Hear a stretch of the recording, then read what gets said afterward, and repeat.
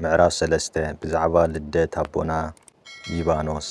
ብስም አብን ወልድን መንፈስ ቅዱስን ሓደ አምላኽ እግዚአብሔር ግብሩን ሃይማኖቱን ፈሊጡ ዘደንቕ ተአምራትን መስተንክራትን ከም ዝገበረሉ አባ ኤልያስ ኤጲስቆጶስ አክሱም ዝደረሶ ናይ ብፁዕን ቅዱስን አቦና ሊባኖስ ድርሳን እንሆ።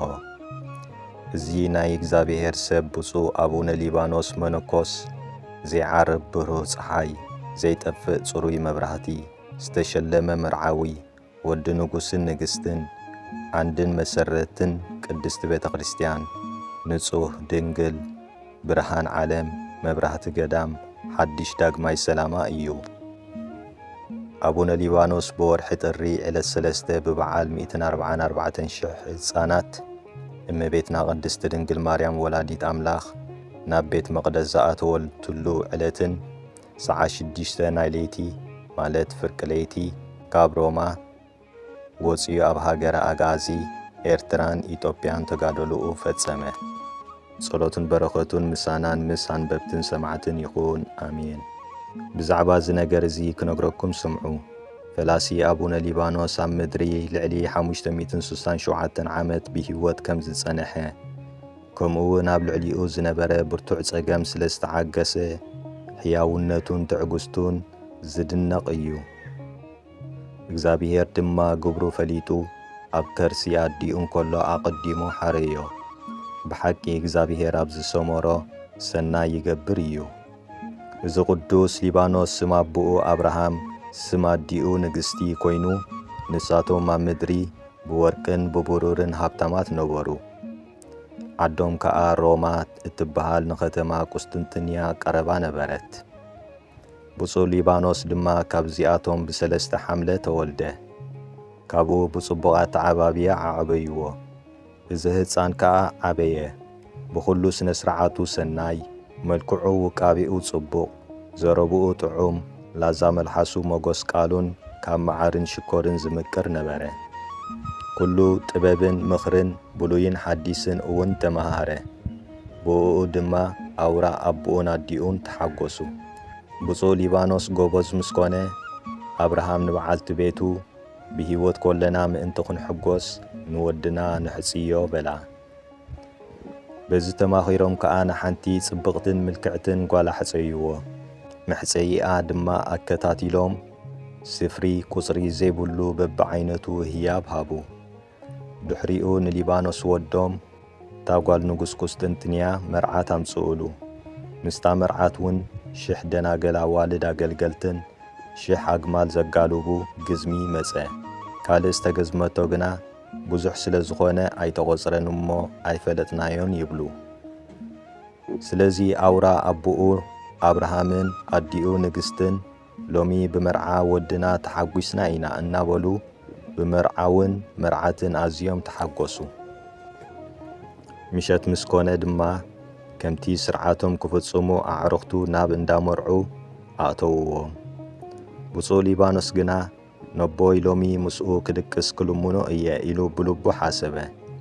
ሽዑ ብፁዕ ሊባኖስ ተንሲኡ ከደ እሞ ኦ ኣቦይ ምሳኻ ክድቅስ ፍቐደለይ በሎ። ኣቦኡ ድማ ኣይፋል ዝወደይ ዝብል መልሲ ሃቦ። ሊባኖስ ግና ተመኒሱ ነቦኡ ኣነሲ ምሳኻ ክድቅስ ደልየ ኣለኹ በሎ። ኣቦኡ ኸዓ ስማዕ ዝወደይ ሎሚ ካብ እንዳመርዑ ኣይትውፃእ፣ ንስኻ መርዓዊ ስለ ዝኾንካ ካብ ኣዕሩኽትኻ ክትረሕቕ ኣይግብኣካን በሎ።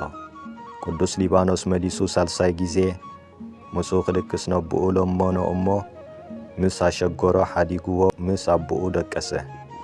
ምስ ደቀሰ ፍርቂ ለይቲ ጐይታ ኩሉ መፍቀሪ ሰብ ንገብርኤል መልኣኽ ልኢኹ ክጽውዖ ኣዘዞ ካብ ሃገሩ ብዛዕባ ምውፅኡ። ሽዑ እቲ መልኣኽ እግዚአብሔር ከይዱ ደንቂሱ እንከሎ 3 ጊዜ ሊባኖስ ሊባኖስ ሊባኖስ ኢሉ ጸውዖ። ብፁዕ ሊባኖስ ድማ ኣገልጋሊኻ ይሰምዓካ ኣሎ ኢሉ መለሰ። እቲ መብሰሪ ታሕጓስን ባህታን ቅዱስ ገብርኤል ከዓ ምእንቲ እግዚአብሔር ፈላሲ ማለት ስደተኛ ክትከውን ቀልጢፍካ ተንስእ፣ ካብ ቤት ኣቦኻን ካብዛ ሃገርን እዚኣን ውፃእ በሎ። ብፁዕ መጣዕ ከዓ እዚ ክነግሮም ናብ ቤት ኣቦይን ኣደይን ክኸይድ ኢሉ ብልቡ ሓለነ። እቲ መልአኽ መሊሱ ኣቦኻሲ ሰማያዊ እዩ ኣዴኻ ድማ ቤተ ክርስቲያን እያ እሞ ኣቦኻን ኣዴኻን ሕደግ ንስኻ ግና ንዓ ካብዚ ኮንቱ ዝኾነ ዓለም ወፂኻ ናብ ናይ ዘለዓለም ፍስሓ ኪድ በሎ። ብፁዕ ሊባኖስ ነዚ ካብ ቃል መልኣኽ እግዚኣብሔር ሰሚዑ ቀልጢፉ ተንስአ። ዝተኸድኖ ጻዕዳ ሓሪር ክዳን መርዓ ኣውፅኡ ድማ ካብ ናይ ኣገልገልቱ ንኣሽቶ ኣጭርቕቲ ደለየ። ሽዑ ሓንቲ ንእሽቶ ጨርቂ ረኺቡ ተኸደና። ካልእ ግና ካብ ቤት ኣቦኡን ኣዲኡን ወላ ሓንቲ ኣይወሰደን። ካብኡ ለይቲ ንመልኣኽ እግዚኣብሔር ቅዱስ ገብርኤል ተኸቲሉ ካብ ቤት ኣቦኡ ወፀ። እቲ መልኣኽ ድማ ካብ ቤት ኣቦኻ ከም ዝወፀኻ ፈሊጥካ ዶለኻ በሎ። ቅዱስ ሊባኖስ ከዓ እወ ብፅዋዕታኻ እስዕበካ ኣለኹ ኢሉ መለሰ። ናብ ኣባ ጳቁሚስ ከይዱ ኣስኬማ ከም ዝተቐበለ ሽዑ እቲ መልኣክ ኪድ ናብ ደብረ ዘይት ደይብ ካብ እግዚኣብሔር ተዋሂብካ እዩ እሞ ኣብኡ ትምህርተ መስቀል ዘለዎ ኣስኬማ ተቐበል ኢሉ እግዚኣብሔር ከም ዝኣዘዞ ነገሮ። ዘረብኡ ምስ ወድአ ብመንገዲ እቲ ዝሓበሮ ክኸይድ ኣፋኒዎ ካብኡ ተሰወረ። ቅዱስ ገብርኤል ሓለቓ መላእኽትሲ ልማዱ ከምዚ እዩ።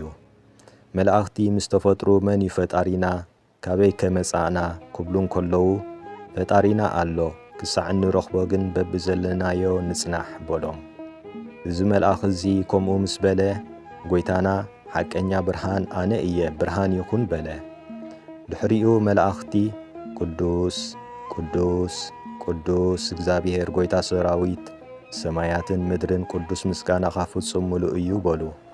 ካልኣይ ድማ ቃል እግዚኣብሔር ክርስቶስ ካብኣ ከም ዝውለድ ንእመቤትና ቅድስቲ ድንግል ማርያም ኣበሰራ። ሳልሳይ ንኹሉ ህዝቢ ንምድሓን ምኽንያት ከም ዝኸውን ንኣቡነ ሊባኖስ ነገሮ። ብፁዕ ኣቡነ ሊባኖስ ከዓ መንፈስ ቅዱስ እናመርሖ ኸደ። ኣብ ደብረ ዘይት እውን ኣብጽሖ። ኣብኡ ጳቁሚስ ካብ ዝስሙ ናይ እግዚኣብሔር ሰብ ቅድስቲ ኣስኬማ ተቐበለ። ልደቱ ብምንኩስና ድማ ካብ አንጦንዮስ ራብዓይ እዩ። አንጦንዮስ ንመቓርስ ወለደ፣ መቓርስ ንጳቁሚስ ወለደ፣ ጳቁሚስ መጣዕ ንዝተሰመየ ኣባ ሊባኖስ ወለደ። ናብ ኤርትራን ኢትዮጵያን ከይዱ ከም ዝተቐመጠ ኣባ ጳቁሚስ ንኣባ ሊባኖስ ፈላሲ ማለት ስደተኛ ኩን ናብ ምድሪ ኤርትራን ኢትዮጵያን ኪድ ኣብኡ ጸጋ እግዚኣብሔር ክትረክብ ኢኻ በሎ። ብፁዕ ሊባኖስ ድማ ዛንታ ኤርትራ ኢትዮጵያ ምስ ሰምዐ ተሓጐሰ። እቲ ካብ ቤት ንጉሥ ኣቦኡ ዘውፅኦ መልኣኽ ብርሃን ብኣኽናፉ ማለት ብረድኤቱ ጸይሩ መንፈስ ቅዱስ መሪሕዎ መዓልትን ሌትን ብምስጋናን ብጸሎትን እናዘመረ ኣብ ምድሪ ኤርትራ በጽሐ። ኣብ ባቕላ ሰሜናዊ ኤርትራ 7 ዓመት ኣብ ውሽጢ በዓቲ ተቐመጠ። ኣብኡ ኾይኑውን ቅዱስ ወንጌል ማቴዎስ ተርጎመ። ክመጽእ እንከሎ ድማ ማይ የውፅእ ተኣምራትን መንክራትን ይገብር ነበረ። ካብኡ ናብ ሰራየ ደቡባዊ ኤርትራ ኸይዱ ኣብ ጉሕፂኣ 70 ዓመት ኣብ ውሽጢ በዓቲ ተቐመጠ። ኣብ ትሕቲ እቲ በዓቲ ድማ ብ7 ደረጃታት ወሪዶም ማይ ዝቕድሑላ ፈልፋሊት ዒላ ነበረት። ሕጂ ግና ከም ውሒጅ ኮይና ብላዕለዋይ ወገን በብዓይነቶም ዘራእቲ ብታሕተዋይ ወገን በብዓይነቶም ኣታኽልቲ ይፈርዩ። ኣብ መንጽራ ካብ ደቂ መዛሙርቲ ኣባ ሊባኖስ ሓደ ሓይሰ ዝስሙ ተቐብረ። ኣብቲ ቦታ ድማ ጻዕዳ ጸበል ይወፅእ። ኣሜን።